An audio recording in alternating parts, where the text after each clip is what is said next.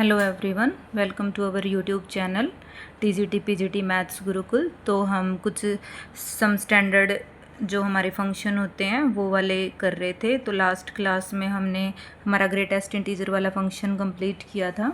तो आज हम हमारा फ्रैक्शनल पार्ट फंक्शन करेंगे कि फ्रैक्शनल पार्ट फंक्शन कैसा होता है।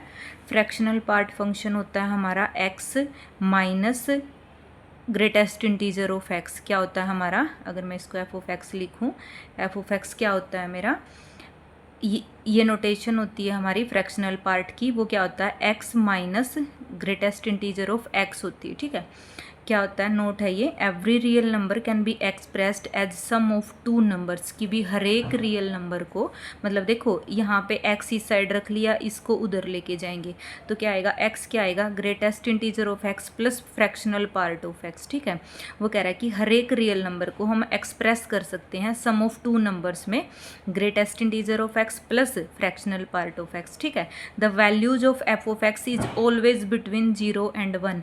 वो कह रहा है कि जो एफ ऑफ एक्स है ना, ये वाला फ्रैक्शनल पार्ट, इसकी वैल्यूज हमेशा 0 और 1 के बीच में आती है। तो देखेंगे कैसे आती हैं। देखो 4.2 का फ्रैक्शनल पार्ट निकालना है। ठीक है, कैसे निकालते हैं, क्या होता है हमारा फ्रैक्शनल पार्ट, वो नंबर हमारा x माइनस उसका ग्रेटेस्ट इंटीजर ऑफ x होता है। ठीक है, नंबर क्या है, 4.2 है, माइनस 4.2 का क्या आएगा, ग्रेटेस्ट इंटीजर। 4.2 का ग्रेटेस्ट इंटीजर क्या होगा मेरा, 4.2 का होगा 4। ठीक है, छोटा इंटीजर आता है ना हमारा, तो 4.2 माइनस 4 कितना आएगा, 0.2।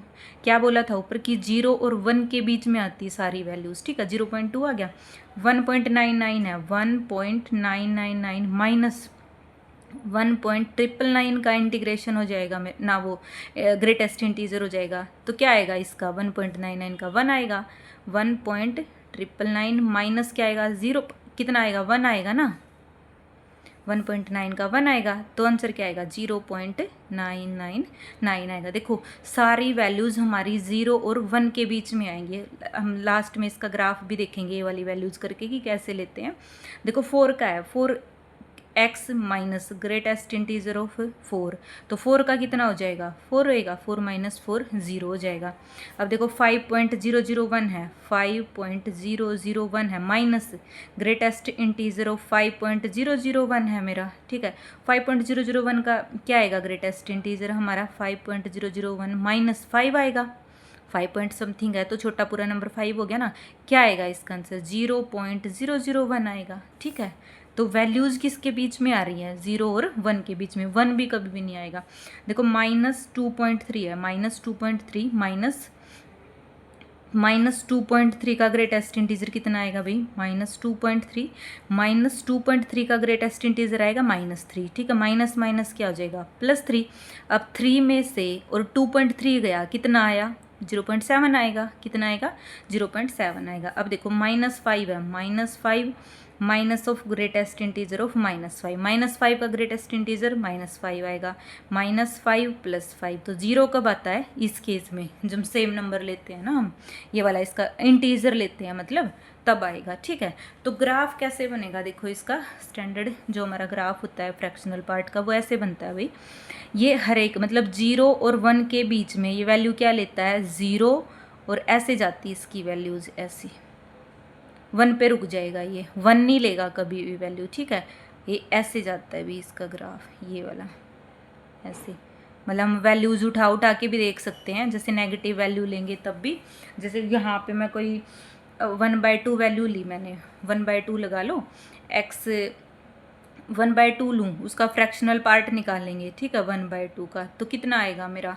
1/2 माइनस ग्रेटेस्ट इंटीजर ऑफ 1/2 आएगा। ठीक है, तो 1/2 माइनस 1/2 का ग्रेटेस्ट इंटीजर कितना आएगा मेरा, 0 आएगा, तो कितना आ गया, 1/2 आ गया, तो 1/2 का क्या आया मेरा, 1/2 ही आएगा। ठीक है, ऐसे निकालते हैं ये, तो इसका ग्राफ ऐसे बनता है, इधर से भी ऐसे ही बनेगा, इसका यहाँ पे हो जाएगा और ये ऐसे। ठीक है। तो नेक्स्ट अभी हमारा क्या दिया हुआ है, नेक्स्ट इफ़ वो कह रहा है कि greatest integer of x equals to 6 है और फ्रैक्शनल पार्ट क्या है 0.6 है, then find x, x find out करना है। देखो फ्रैक्शनल पार्ट ऑफ एक्स क्या होता है मेरा, x minus greatest integer of x होता है, एक्स फाइंड आउट करना है। ये क्या दिया हुआ है 0.6 दिया हुआ है, एक्स फाइंड आउट करना है। ग्रेटेस्ट इंटीजर ऑफ एक्स कितना है 6 है, तो इधर आके प्लस हो जाएगा, एक्स की वैल्यू कितनी आई 6.6 आई, आंसर क्या आएगा मेरा 6.6 आएगा। देखो नेक्स्ट क्वेश्चन अभी ये सोल्व करना है एक्स के लिए, यहाँ पे सोल्व फॉर एक्स होना चाहिए, ये सोल्व फॉर एक्स है, ठीक है। क्या दिया हुआ है कि greatest integer of x equals to 2 fractional part of x plus 1 दिया हुआ और कह रहा है कि भी एक्स के लिए सोल्व करो, मतलब एक्स की क्या क्या वैल्यूज आएंगी यहाँ से, ठीक है। तो देखो फ्रैक्शनल पार्ट को क्या लिखा, ग्रेटेस्ट इंटीजर ऑफ एक्स इधर लेके -1/2 हो गया, फर्स्ट इक्वेशन आ गई। अब क्या प्रॉपर्टी लगाएंगे यहाँ पे कि जो फ्रैक्शनल पार्ट की वैल्यूज है ना वो किस किस के बीच में लाई करती हैं, 0 और 1 के बीच में, 0 के इक्वल और fractional part of x less than 1, 0 और 1 के बीच में करती है ना। तो यहाँ पे देखो 0 और 1 के बीच में करवा दी इसकी, तो इसकी फ्रैक्शनल पार्ट की वैल्यू कितनी है, ये थी, ठीक है, इसके बीच में आ गई। 2 को उधर ले जाएंगे, 2 को उधर, यहाँ पे भाई ये ऐसे है बस, ठीक है, इक्वालिटी नहीं आएगी ना, 1 के इक्वल नहीं आएगा। तो ये दोनों साइड +1 कर दिया, तो ग्रेटेस्ट इंटीजर की वैल्यू 1 और 3 के बीच में आ गई, 3 के इक्वल भी नहीं है यहाँ पे, सिर्फ लेस देन है यहाँ पे, ठीक है। 1 और 3 के बीच में आई तो ग्रेटेस्ट इंटीजर क्या क्या वैल्यू लेगा, ये तो बस इंटीजर वैल्यू लेगा ना। 1 और 3 के बीच में कितने इंटीजर वैल्यू आएंगी, 1 और 2 आएंगी, 3 के इक्वल तो है ना। तो ग्रेटेस्ट इंटीजर ऑफ एक्स क्या आएगा, एक तो 1 के इक्वल आएगा और एक 2 के इक्वल आएगा। Greatest integer of x equals to 2 और greatest integer of x equals to 1, ठीक है, 2 वैल्यू आई। तो यहाँ से देखो अगर मेरा ग्रेटेस्ट इंटीजर ऑफ एक्स अगर 1 है तो यहाँ पे पुट करेंगे हम इसको, इक्वेशन को 2 नाम दे देते हैं, ठीक है। यहाँ पे या फिर इसमें भी पुट कर सकते हैं, अभी ये पुट इन फर्स्ट बोल रखा है, ठीक है। पुट इन फर्स्ट में पुट करेंगे, ग्रेटेस्ट इंटीजर की वैल्यू कितनी है 1 है, 1 - 1 0, तो फ्रैक्शनल पार्ट कितना आ गया मेरा 0 आ गया। और यहाँ पे देखो अगर मैं 2 पुट करूँ तो 2 - 1 1, 1/2 आ गया, फ्रैक्शनल पार्ट कितना आ गया 1/2 आ गया। यहाँ से एक्स की वैल्यू फाइंड आउट करनी है हमने। देखो फ्रैक्शनल पार्ट की अगर मेरी if greatest integer of x 1 है तो फ्रैक्शनल पार्ट कितना है मेरा 0 है, और जब मेरा ग्रेटेस्ट इंटीजर ऑफ एक्स 2 है तो मेरा फ्रैक्शनल पार्ट ऑफ एक्स कितना है 1/2 है। तो यहाँ से एक्स की वैल्यूज़ निकालनी है। एक्स क्या आएगा, एक्स क्या होता है मेरा, एक्स होता है fractional part plus greatest integer होता है, तो क्या आएगा x इक्वल्स टू में क्या आएगा मेरा 0 + 1 आएगा, तो x की वैल्यू कितनी आई मेरी 1 आई भाई, 0 नहीं 1 आएगी, ठीक है। और यहाँ से कितना आएगा, x आएगा मेरा 2 + 1/2 2.5। तो क्या आई x की वैल्यूज़, एक x की वैल्यू आई मेरी 1 आई और एक वैल्यू क्या आई मेरी 2.5। तो ये दोनों वैल्यू जाएंगी। अगर आप कोई भी फ्रैक्शनल पार्ट का सम सोल्व कर रहे हो, मान लो फ्रैक्शनल पार्ट दिया हुआ है, तो इस पे प्रॉपर्टी देखो ये थी मेन बात यहाँ पे कि फ्रैक्शनल पार्ट की जो वैल्यूज़ होती है ना वो हमारी 0 और 1 के बीच में होती है, ठीक है। तो यहीं से पूरा क्वेश्चन सोल्व हो जाएगा। हाँ जी, तो नेक्स्ट है हमारा क्या दिया हुआ है, सोल्व फॉर एक्स की एक्स की वैल्यूज़ निकालनी है। और क्या दिया हुआ है 2x - 1 = 3 greatest integer of x plus 2 fractional part of x, ठीक है। तो यहाँ पे क्या करेंगे, एक्स की वैल्यूज़ पुट कर देंगे। एक्स की वैल्यू क्या आएगी, greatest integer of x plus क्या था मेरा फ्रैक्शनल पार्ट ऑफ एक्स हो जाएगा, -1 = क्या आएगा 3 greatest integer of x plus 2 fractional part of x, ठीक है। क्या आया 2 greatest integer of x plus 2 fractional part of x -1, ये 2 भी इसके साथ मल्टीप्लाई में है, ठीक है, कहीं इसके साथ भी कर दो। तो 3 आया greatest integer of x plus 2 आया फ्रैक्शनल पार्ट ऑफ एक्स। देखो ये तो यहाँ से कैंसिल ही हो गया, ठीक है। ये कितना आएगा, ये 3 है ये 2 है, उधर जाके ये कितना हो जाएगा ग्रेटेस्ट इंटीजर ऑफ एक्स। अब ये यहाँ पे -1 है, कितना है -1 है ना, हाँ -1 आएगा। अब देखो x निकालना है हमने, किन किन नंबर का मेरा ये ग्रेटेस्ट इंटीजर कितना -1 आएगा। देखो यहाँ पे -1 है, यहाँ पे 0, यहाँ पे -1 और 0 के बीच में जितनी भी वैल्यूज़ हैं सबका क्या आएगा ग्रेटेस्ट इंटीजर -1 आएगा, सिर्फ 0 को छोड़ के -1 से। तो x कहाँ पे बिलोंग करेगा मेरा, -1 से 0 में बिलोंग करेगा। तो x की क्या क्या वैल्यूज़ आई मेरी, x बिलोंगिंग्स टू -1 to 0। तो फ्रैक्शनल पार्ट भी हम इतना ही करेंगे। नेक्स्ट जो भी हमारे मिक्स क्वेश्चन होंगे ना, मॉडुलस के साथ हैं जैसे और ग्रेटेस्ट इंटीजर के साथ हैं, वो हम अपने प्रैक्टिस सेशन में करेंगे। तो नेक्स्ट है हमारा ये हमारा सिग्नम फंक्शन। इसके बारे में भी आपको जस्ट मतलब ये पता होना चाहिए कि भी सिग्नम फंक्शन हमारा कौन कौन सी वैल्यूज़ अटेन करता है। तो एक signum function is defined piecewise as follows, मतलब सिग्नम फंक्शन को कैसे डिफाइन किया गया है। सिग्नम ऑफ एक्स मतलब एफ ऑफ एक्स लगा लो या फिर सिग्नम ऑफ एक्स लगा लो। क्या होता है, अगर एक्स की वैल्यूज़ ग्रेटर जीरो हैं तो ये हमेशा 1 वैल्यू देगा, अगर x इक्वल्स टू 0 है तो 0 देगा, और x लेस देन 0 है तो क्या देगा, -1 देगा। मतलब x की वैल्यू अगर मैं 1 लूँ तब ये 1 लेगा, अगर मैं 2 लूँ तब भी ये 1 लेगा वैल्यू, 3 लूँ तब भी लेगा। ठीक है, 0 पे 0 आएगा, 0 पे 0 आएगा, और लेस देन 0 मतलब x इक्वल्स टू -1 लूँगी तब भी -1, -2 लूँगी तो तब भी -1 आएगा। ठीक है, तो डोमेन क्या होगी भाई इसकी, डोमेन तो सारी नहीं होगी, x से आगे मतलब क्या हो गया, यहाँ पे x कहाँ पे बिलोंग करेगा, x बिलोंग करेगा 0 टू इन्फिनिटी में। ठीक है, और x इसमें 0 के इक्वल भी हो गया, और यहाँ पे x कहाँ पे बिलोंग करेगा, -इन्फिनिटी टू 0 में। तो पूरा का पूरा रियल नंबर का सेट नहीं आ गया हमारा जो डोमेन में आया। और रेंज क्या आई, रेंज तो ये वाली वैल्यूज़ आई हमारी, एक 1 आई, एक -1 आई और एक 0 आई, ये सिर्फ 3 वैल्यूज़ आएंगी। ठीक है, और ये हमारा ग्राफ है भाई सिग्नम फंक्शन का। वो क्या कह रहा है कि 0 पे वैल्यू 0 लेगा, 0 से आगे मतलब पॉजिटिव वैल्यूज़ पे हमेशा 1 लेगा। यहाँ पे y 1 है, ठीक है, और यहाँ पे y कितना है मेरा, -1 है। ठीक है, 1 लेगा हमेशा, मतलब मैंने 1 पुट किया तब भी 1 ले रहा है, 2 पुट किया तब भी 2/5 कर लिया, कुछ भी कर लिया, मतलब 2 और 3 के बीच में जो भी वैल्यूज़ आएंगी सब पे कितनी वैल्यू लेगा, 1 लेगा। और यहाँ पे जितनी भी नेगेटिव वैल्यूज़ मैं पुट करूँगी यहाँ पे कितना लेगा मेरा, -1 लेगा। तो आपको पता होना चाहिए भाई, कन्फ्यूज़ नहीं होना है सिग्नम और फ्रैक्शनल पार्ट में। फ्रैक्शनल पार्ट हमारा ग्रेटेस्ट इंटीजर फंक्शन और x से रिलेट करता है, और सिग्नम फंक्शन क्या होता है, 3 वैल्यूज़ में टूटता है ये। ठीक है, हाँ जी। तो नेक्स्ट अभी हमारा एक्सपोनेंशियल फंक्शन। एक्सपोनेंशियल फंक्शन क्या होता है हमारा, एक फंक्शन होता है FR2R defined by f of x equals to a raise to power x, जहाँ पे a ग्रेटर 0 होता है और a क्या होता है, नॉट इक्वल्स टू 1 होता है, is called the exponential function for any real number x। मतलब उसको क्या बोलते हैं हम, एक्सपोनेंशियल फंक्शन बोलते हैं, जहाँ पे a क्या होता है मेरा, ग्रेटर देन 0 होता है। डोमेन क्या होती है, R होती है, पूरा रियल नंबर का सेट होता है, और रेंज क्या होती है मेरी, 0 टू इन्फिनिटी होती है, मतलब पॉजिटिव रियल नंबर्स को अटेन करेगा। ठीक है, ग्राफ क्या है, देखो ग्राफ देखते हैं। अगर मेरा a ग्रेटर 0 है, a तो ग्रेटर 0 लेना ही है, ठीक है, और a not equals to 1, a 1 के इक्वल भी नहीं लेना है। तो a जब मेरा ग्रेटर देन 1 है, देखो a ग्रेटर 0 तो लेना ही है, यहाँ पे देखो 0 से बड़ा तो लेना ही है। अब ये क्या बोल रहा है कि 1 से बड़ा, मतलब ये वाली वैल्यू छोड़ दी 0 और 1 के बीच की, 1 से बड़ा। वो कह रहा है कि भी जब मेरा a ग्रेटर देन 1 होगा ना, मतलब कौन सी वैल्यूज़, मतलब ये लगा लो कि लोगरिथम ऑफ, नहीं लोगरिथम नहीं भाई, एक्सपोनेंशियल कर रहे हैं, a मतलब 2 raise to power x, 3 raise to power x, इस टाइप का जो हमारा एक्सपोनेंशियल फंक्शन होगा वो वाला।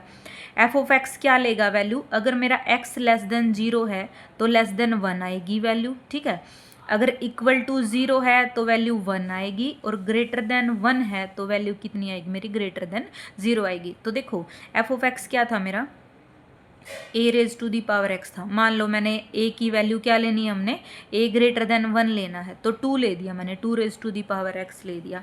अब वो कह रहा है कि अगर मैं x इक्वल्स टू 0 लूँगी तो मेरी वैल्यू 1 आएगी। देखो 2 रेज टू दी पावर 0 क्या आएगी, 1 आएगी ना। अब देखो x ग्रेटर देन 0 है तो ग्रेटर देन 1, देखो x की वैल्यू 1 ली तो 2 आया, 2 ली तो 4 आया, तो हमेशा क्या आएगी, ग्रेटर देन 1 आएगी वैल्यू।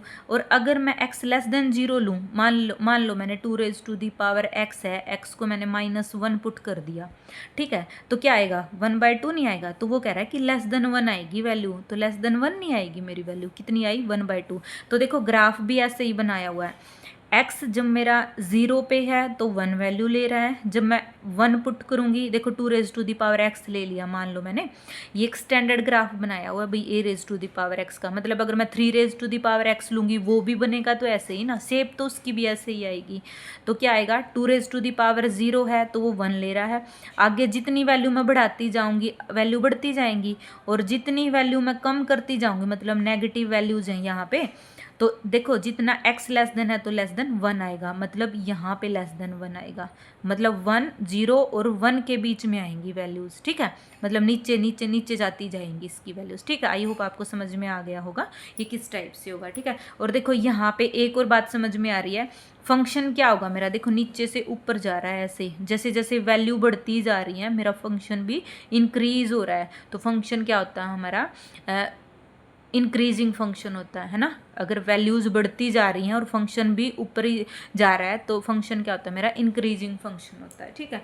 नेक्स्ट अभी ये 2 क्वेश्चन दिए हुए हैं, एक्स की वैल्यूज़ निकालनी है कि भी इनको सोल्व करोगे तो एक्स की वैल्यूज़ क्या क्या आएंगी। देखो 3 raise to the power x minus 1 दिया हुआ है, यहाँ पे बेस सेम करेंगे, पहले तो बेस सेम क्यों करेंगे, क्योंकि फिर हम इनकी पावर भी इक्वल ले सकते हैं, 3 माइनस 2x है, ठीक है, बेस सेम है तो पावर इक्वल हो जाएंगे हमारे, क्या आएगा x minus 1 equals to minus of 3 minus minus plus कितना 2x, x को उधर ले जाएंगे x और 3 को इधर ले आएंगे, 3 माइनस 1 कितना 2, तो x की वैल्यू कितनी आएगी 2 आएगी, x की वैल्यू ही फाइंड आउट करनी थी। नेक्स्ट देखो भी क्या दिया हुआ है, 1/3 1 प्लस एक्स माइनस का square greater than 3 raise to the power 3x, ये बताना है कि किस x की वैल्यू के लिए ये वाले टर्म इस वाले टर्म से बड़ी होगी, ठीक है। यहाँ पे भी ऐसे ही करेंगे, इसको 3 raise to the power minus of 1 plus x minus 1 का स्क्वायर कर लेंगे greater than 3 of 3 raise to the power 3x कर लेंगे, ठीक है। तो क्या हो जाएगा,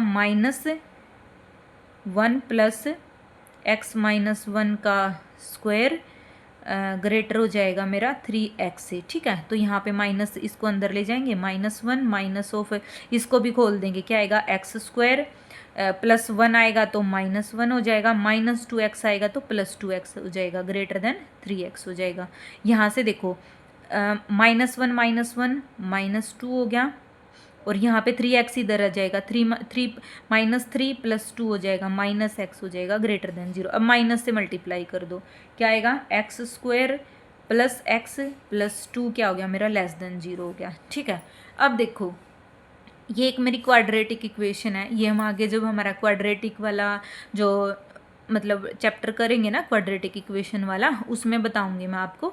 देखो अगर कोई भी इक्वेशन है मेरी ax² plus bx plus c type की, ठीक है, अगर इसका a ग्रेटर 0 है और जो d होता है मेरा, d क्या होता है b² minus 4ac, b² minus 4ac, अगर ये मेरा लेस देन 0 है, d अगर लेस देन 0 है, ठीक है, तो ये वाली जो क्वाड्रेटिक इक्वेशन होती है ना, ये ऑलवेज ग्रेटर 0 होती है, ठीक है, ये कभी लेस होएगी नहीं, मतलब इसका ग्राफ मतलब ये हमेशा वैल्यूज़ पॉजिटिव लेता है ऐसे इस टाइप से, ठीक है। तो देखो ये वाली जो इक्वेशन है, a की वैल्यू कितनी है 1 है तो ग्रेटर देन 0 है, d निकालेंगे, d क्या आएगा b² माइनस 4ac, b² कितना 1 माइनस 4ac 4 दूनी 8 माइनस 7 क्या हो गया मेरा लेस देन 0 हो गया। देखो a ग्रेटर देन 0 भी आ रहा है, d मेरा लेस देन 0 आ रहा है, तो क्या होगा ये वाली जो क्वाड्रेटिक इक्वेशन है ग्रेटर देन 0 आएगी, हमेशा ऑलवेज ग्रेटर 0 होगी भाई ये। तो देखो यहाँ पे कंट्राडिक्शन नहीं आ गई, ये बोल रहे कि लेस देन 0, होती क्या है ये तो हमेशा पॉजिटिव होती है, तो यहाँ से हम कोई भी x की वैल्यू हमें नहीं मिलेगी, देयर इज क्या आएगा मतलब कॉन्ट्राडिक्शन आ गई ना, आप समझ गए होंगे कि there is no real solution, मतलब x की कोई वैल्यू ही नहीं आएगी जो इस कंडीशन को सेटिस्फाई करेगी, ठीक है, x की कोई वैल्यू ही नहीं आएगी जो इस कंडीशन को सेटिस्फाई करेगी, there is no real solution. तो x कहाँ पे जाएगा, x बिलोंगिंग्स टू 5, मतलब कोई भी x नहीं आएगा हमारा।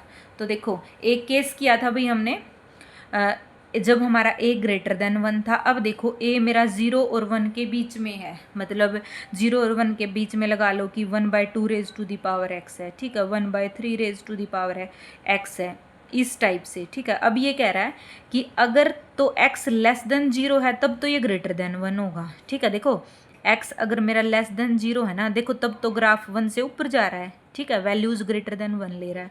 अगर तो x इक्वल्स टू 0 है तब ये 1 लेगा।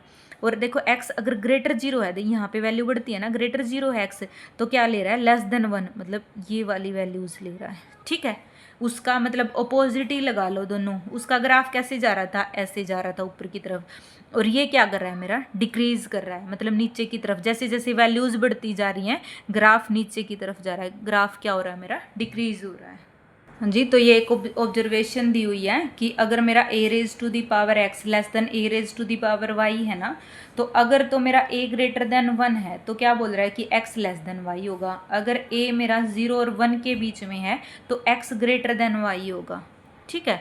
तो देखो क्या आया यहाँ पे, पुट करके देखते हैं। वैसे तो ये डायरेक्ट भी आ जाएगा, क्योंकि अगर मेरा a ग्रेटर देन 1 है ना, a ग्रेटर देन 1 में कैसा ग्राफ बन रहा था, मेरा ऐसे बन रहा था, बड़े पॉइंट पे बड़ी वैल्यू, छोटे पॉइंट पे छोटी वैल्यू, तो यहाँ पे पावर में भी कोई फर्क नहीं पड़ेगा।